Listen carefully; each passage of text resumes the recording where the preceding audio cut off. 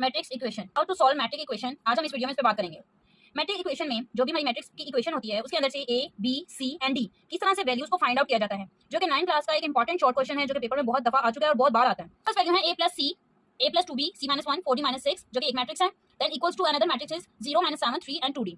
अब हमने सिंपल इस क्वेश्चन को सॉल्व कैसे करना है, हमने ये जो फर्स्ट वैल्यू है a प्लस सी, इसको फर्स्ट ही नंबर के साथ इक्वेशन बनाना है, सेकंड को सेकंड वाली के साथ, इसी तरह ही हमारी जो रो है सेकंड वाली उसको उसी रो के नंबर से, और इसी तरह उसी नंबर को सेकंड वाले को सेकंड नंबर से ही इक्वेशन को बनाना है। आपने इस तरह से इक्वेशन बनाने के बाद जो सबसे पहले इजीली सॉल्व करनी है c minus 1 is equal to 3 वाली वैल्यू, हमने क्या करना है माइनस 1 उधर गया, सिंपल 3 प्लस 1 c 4 आ गया। अब c की वैल्यू 4 आ गई है तो अब हमने वही वैल्यू इस first equation a plus c is equal to 0 वाली में पुट करनी है और वहां से a की वैल्यू निकाल लेनी है। अब हमने क्या करना है, अब हम ये वाली जो मेरे पास a की वैल्यू आई है ये हमने b की वैल्यू फाइंड आउट करने के लिए